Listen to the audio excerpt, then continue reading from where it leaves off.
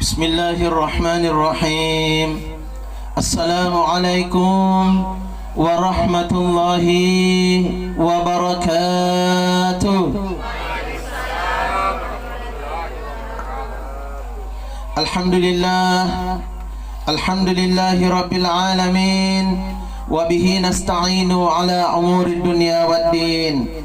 Assalatu wassalamu ala ashrafil anbiya'i wal mursalin, ala sayyidina wa maulana Muhammadin wa ala alihi wa ashabihi ajma'in, amma ba'd. Qala Allah ta'ala fi kitabil karim, a'udhu billahi minasyaitanir rajim, bismillahirrahmanirrahim. Ya ayyuhalladzina amanu ista'inu bis-sabri was-salah, innallaha ma'as sabirin. Wa qala aidan, alladzina iza asabatuhum musibah qalu inna lillahi wa inna ilaihi raji'un. Wa qala Rasulullah Muhammad sallallahu alaihi wasallam, akiyasun nas aksaruhum zikran lil maut wa ashadduhum isti'dadan lahu, ulaika humul akiyas, zahabu bi syarafid dunya wa karamatil akhirah. Jamaah takziah yang insyaallah dirahmati Allah subhanahu wa ta'ala. Segala puji bagi Allah yang telah menciptakan hidup dan mati itu sebagai ujian atau cobaan bagi setiap makhluk ciptaan Allah subhanahu wa ta'ala. Dan kita juga tahu bahwa setiap makhluk hidup yang diciptakan oleh Allah subhanahu wa ta'ala tentu akan merasakan yang namanya mati. Dan mati ini merupakan peristiwa sakral yang mau tidak mau pasti akan dialami oleh semua makhluk ciptaan Allah. Jangankan yang namanya manusia mati, malaikat maut saja mati. Jadi anja malaikat maut mati tonji salang. Jak kaki kana malaikat maut tena mati tonji. Kapan saatnya? Kapan waktunya malaikat maut nanti akan menghadapi kematiannya sendiri ketika semua makhluk ciptaan Allah subhanahu wa ta'ala telah dimatikan. Manusia telah dimatikan, jin telah dimatikan, iblis telah dimatikan. Kini tiba gilirannya malaikat dimatikan. Hewan sudah dimatikan, tumbuh-tumbuhan semua sudah dimatikan. Akhirnya tiba giliran malaikat, dan malaikat yang paling terakhir mati pada waktu itu adalah malaikat maut. Jadi mati tonji salam malaikat maut. Ketika tiba saatnya yang ditakdirkan oleh Allah subhanahu wa ta'ala pada saat dunia mengalami kematiannya atau kiamat nikanaya lino. Jamaah takziah yang insyaallah dirahmati Allah subhanahu wa ta'ala, tentu alam kubur merupakan sebuah tempat yang sangat menakutkan dan sangat menggembirakan. Jadi ane kubur kaero kani pantamai bisa saja menjadi tempat yang menggembirakan dan membahagiakan, dan bisa saja akan menjadi tempat yang menyeramkan dan menyedihkan serta menyiksakan. Tapi mudah-mudahan salam punanya ase magilaran di kuburukta barat tenaton jadi gappe ni kanaya siksaan, barat tenaton jadi gappe ni kanaya derita, barat tenaton jadi gappe ni kanaya pasesta. Amin ya rabbal. Nah sabaanne kubur kah, menurut beberapa riwayat yang menceritakan setiap kali kubur itu dalam waktu sehari semalam begitu banyak panggilan-panggilan yang sering ia panggilkan di hadapan manusia. Jadi apa saja panggilan-panggilan kubur? nakana kubur ka hai manusia inak kami balla nasassanga. Betul tidak jamaah? Jadi hanya kubur ke sana mental sasana. Kalau kita tidak membawa lampu atau cahaya ke dalam kuburan kita, maka kuburan kita akan menjadi gelap gulita. Nasaba anjo mental mi balla nasasanga. Jadi apa mulanya eram barak kuleton jisalan singarak kuburutta. Di antara yang harus kita bawa sebagai bekal atau modal supaya kuburan kita nantinya bisa menjadi terang, di antaranya ialah menjaga salat 5 waktu kita dengan baik, termasuk menjaga salat sunat tahajud.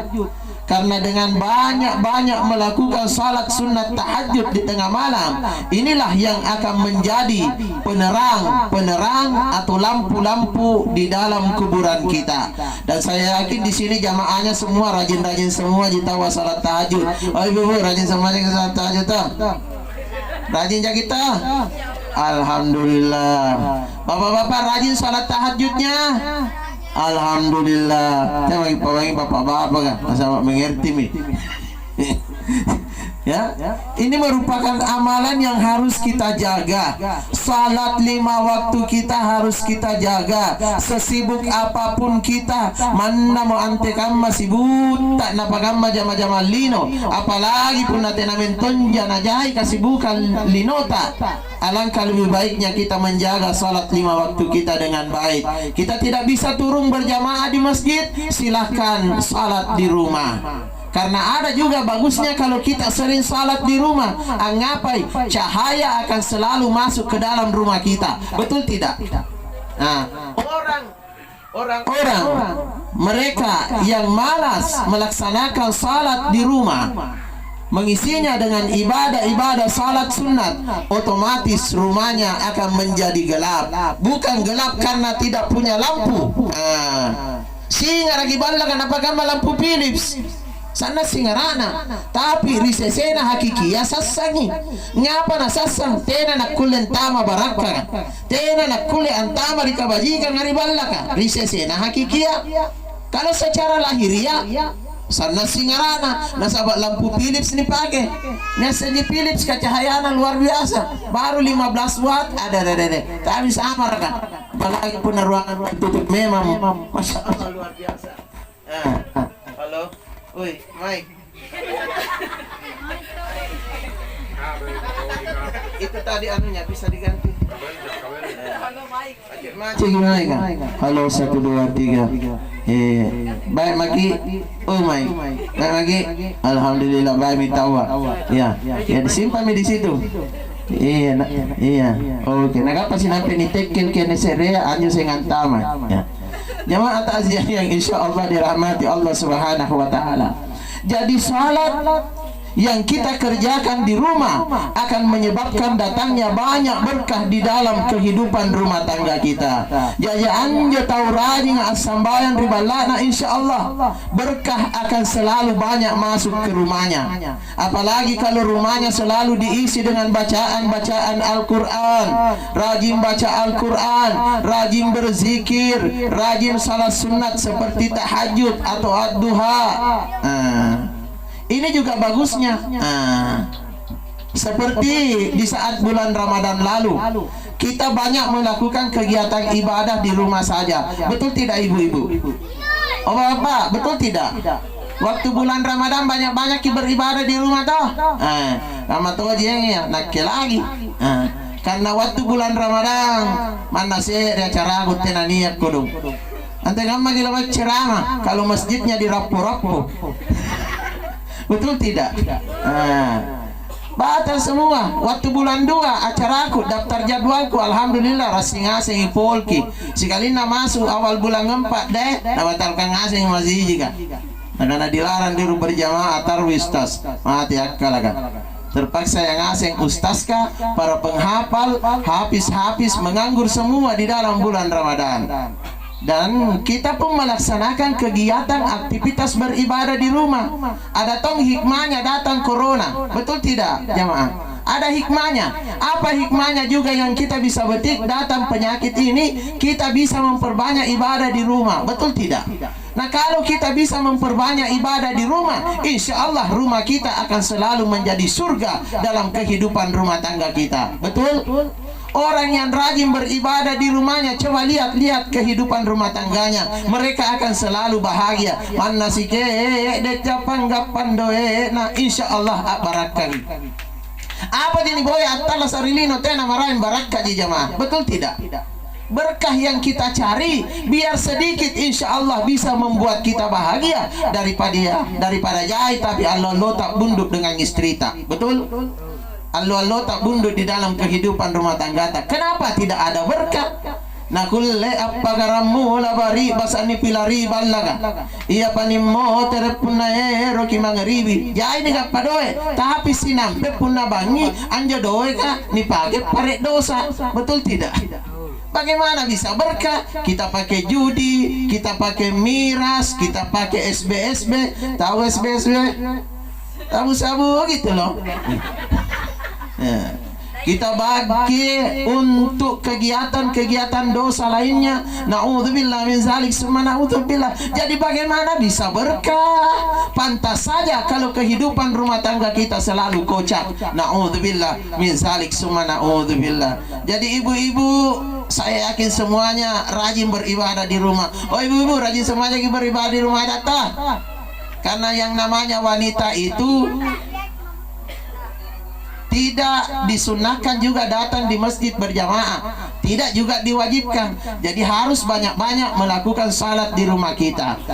Istri itu adalah sebagai pendamping setia suami.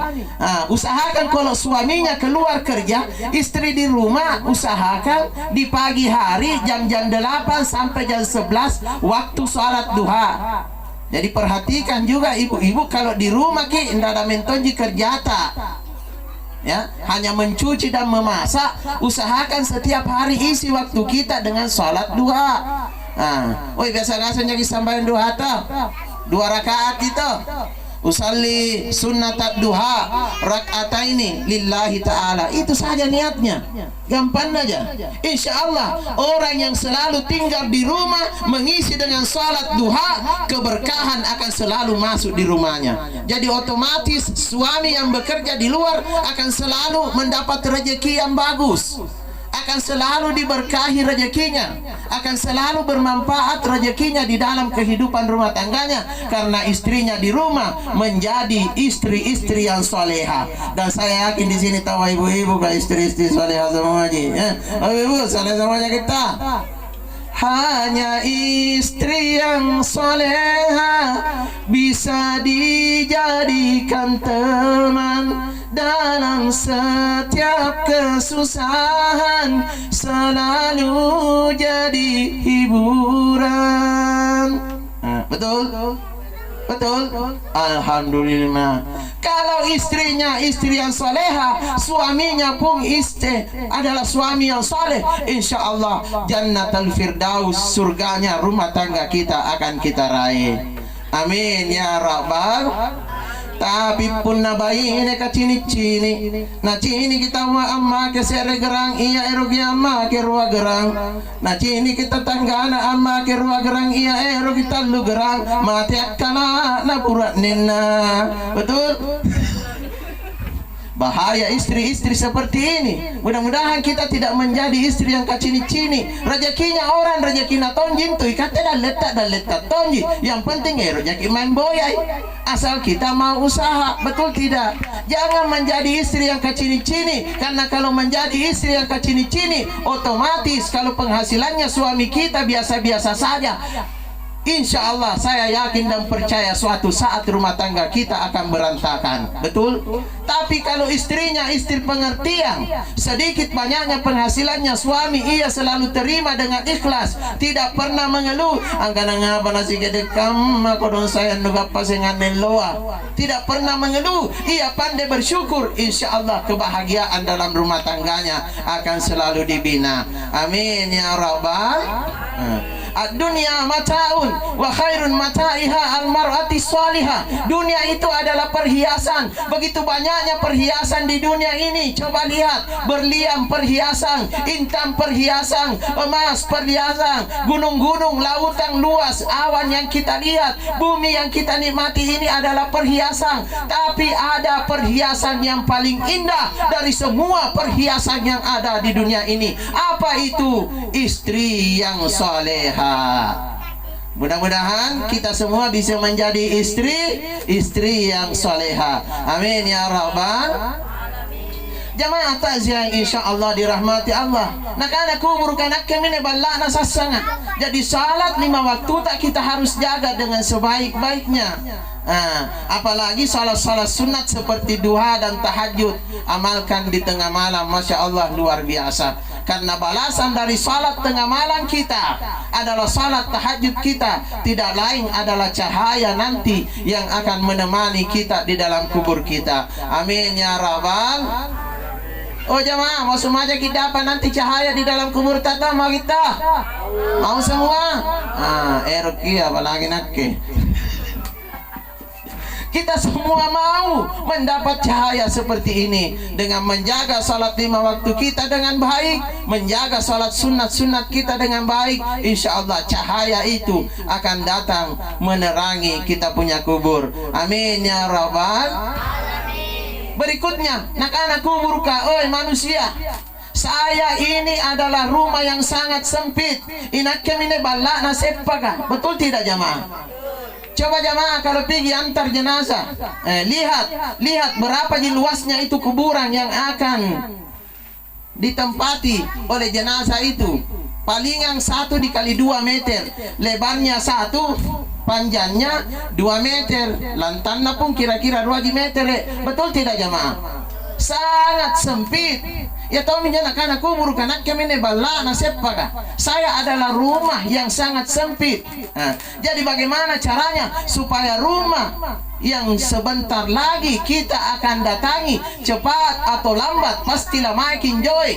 Bagaimana caranya supaya nantinya akan bisa menjadi luas? Hablum minan nas. Jaga hubungan baik kita dengan sesama manusia dengan sebaik-baiknya. Hubungan bertetangga jaga dengan baik. Hubungan baik kita dengan suami tak jaga dengan baik. Hubungan tak dengan istri tak jaga dengan baik. Anak-anak tak, keluarga tak, apalagi yang namanya orang tua. Birrul walidain, al jannatu tahta aqdamil ummahat, bahwa surga itu berada di bawah, di telapak kakinya ibu. Semuanya serba ibu, ibu, ibu 3 kali.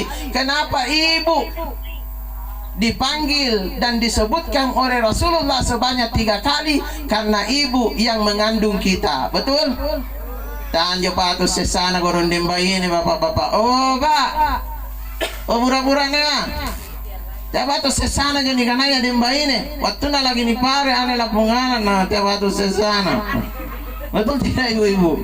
Yang bagi tanya ke ibu-ibu kan, nah tahu semua itu. Kenapa Ustaz? Ke pengalaman ini. Gantian dong. Coba lihat. Sesaran jagoran lapumba ini. Waktu na ni pare. Jadi pun na mantami, ngirami, antaman waktu na tak 3 bulan, tak 4 bulan. Kalau datang penyakitnya perempuan yang namanya ngiram, betul tidak ibu-ibu? Punna batu ini kananya garing ngirang mana gutai matanna Allah watenanga sena keron janjangi nampai garubana imas ni cini anjom mai di tikunga ero magita langi-langi apa mi punna ni kan remi basona. Betul? Betul tidak ibu-ibu? Coba lihat. Mi pinsan kurung nampanjo na arah aroma basona. Ngapain pun anak remi. Ada juga itu perempuan kalau ngidam teh patok jadi nama mau jumpa pala na bani pun ngirang. Baji pun anja na pangirang nga anu ni kandre ji. Natom bayi pun ngirang itu aja bapak na harus pilih magerang emas bapak na 5 gerang emas. Alabalas si burak dan dia. Bahaya nangiran na kabulan na napala anjo ya. Tidak mau ya sayang. Saya harus ke Bali besok atau lusa. Saya mau sekali ke Bali. Udah kurang balik ke Rea. Anja sampai ke Jakarta kurang. Ambaninya yang mau kurang sayang. Ke Rea niat ke Bali. Di Sulawesi ada di Bali. Baliana Limbung. atau Balinya Makassar. Di mana Balinya Makassar? Baru kan 5 gitu loh. Alhamdulillah min zalik summa naudzubillah. Jemaah takziah yang insyaallah dirahmati Allah. Jadi kalau istri juga lagi ngidang, mohon maaf kepada suami, mengerti tomagi nasabah ya mintu godong garin nawa ini ya punna dalam keadaan mengandung sang anak anjo, melahirkan, mengandung, melahirkan dan mengasuh. Inilah penderitaannya seorang ibu. Jadi ibu itu harus betul-betul kita hormati. Jadi meskipun ibu kita sudah tidak ada lagi di dunia ini, tolong selalu kirimkan bacaan Al-Fatihah. Tolong selalu kirimkan pahala-pahala dari sedekah-sedekah yang kita berikan. Termasuk kodong almarhumah ini. Oh tuan rumah, ada di kotak-kotak, ada di kotak-kotak, alhamdulillah ada ji. Ya, jadi niatkan ini kotak-kotaknya, niatkan kotak-kotaknya sebentar kalau dibagi-bagi, niatkan pahalanya untuk almarhumah tercinta. Amin ya rabbal. Jangan kalau lupa Ustaz kagorong. Ndak minta jana, kupauan jadi. Jemaah takziah yang insyaallah dirahmati Allah Subhanahu wa taala. Jadi tolong apapun yang kita sedekahkan, kalau kita berniat memberikan pahalanya kepada almarhumah ibunda tercinta, tolong diberikan. Jadi berbakti kepada orang tua itu bukan hanya di saat hidupnya kita punya orang tua. Meskipun orang tua kita sudah mati, kita masih tetap harus berbakti kepada mereka. Bagaimana cara tak berbakti? Setiap saat kek kirimkan bacaan Al-Fatihah, setiap saat kek kirimkan bacaan Al-Quran, menyumbang di masjid 5.000 ruaca atau cabu baca doa kan. Niatkan pahalanya, biar sedikit niatkan pahalanya. Inilah bentuk bakti dan cinta kita kepada orang tua kita yang sudah mati. Mati lagi tahu ayah na paralu ki angurangi. Mati lagi tahu ayah seorang anak masih perlu berbakti dan harus berbakti. Ngapa mi pun atalla saiji? Betul tidak ibu-ibu? Betul tidak bapak-bapak? Ini yang harus kita perhatikan. Jadi banyak nanti itu hamba-hamba Allah, manusia-manusia kalau mau dicabut nyawanya tidak mampu, tidak bisa mengucapkan 2 kalimat syahadat. Kenapa tidak bisa mengucapkan 2 kalimat syahadat? Nasabah dosana mangeri paranna tahu, atau dosanya kepada kedua orang tuanya. Oh jemaah, mau tonjaki nanti kalau datangi malaikat maut mau nak cabut nyawa, tak mau tonjaki tidak bisa mengucapkan 2 kalimat syahadat, mau tidak? Tidak mau jadi kita. Tapi panakke. Kita semua tidak ingin pada saat malaikat maut datang mau cabut kita punya nyawa, kita tidak bisa mengucapkan 2 kalimat syahadat. Okelah, alangkah baiknya pada saat-saat hidup seperti ini ada kesanggupan dan kemampuan yang Allah berikan kepada kita. Mari kita buktikan bahwa saya ini adalah anak yang patut dan pandai berbakti kepada kedua orang tua kita. Apalagi yang namanya ibu. Betul tidak ibu-ibu? Sekali lagi, al-jannatu tahtu aqdamil ummahat, kata Rasulullah. Al-jannatu tahta aqdamil ummahat, kata Rasulullah, bahwa surga itu berada di bawah telapak kakinya ibu. Apa itu artinya surga itu berada di bawah telapak kakinya ibu? Artinya siapa yang mau banyak rezeki kita? Oi, mau semakin banyak rezeki kita tak? Mau banyak rezeki kita? Siapa yang ingin diberkahi hidupnya, mau selalu diberkahi hidupnya? Cintailah dan sayangilah serta hormatilah kedua orang tua kita, bapak dan ibu kita, karena mereka adalah penyebab datangnya berkah dalam kehidupan kita. Mereka adalah penyebab datangnya kebaikan di dalam kehidupan rumah tangga kita. Kalau kita memperhatikan keduanya, apalagi yang namanya ibu, insya Allah rezeki akan lancar. Rezeki akan lancar dan hidup kita akan selalu diberkahi. Darah dagingmu dari air susunya, jiwa ragamu dari kasih sayangnya. Tiada keramat yang ampuh di dunia selain dari doa ibumu juga. datang. Coba lihat jemaah. Inilah kedahsyatan dari doa seorang ibu. Kalau ibu tak selalu kina doakan sukses, insya Allah sukses ki.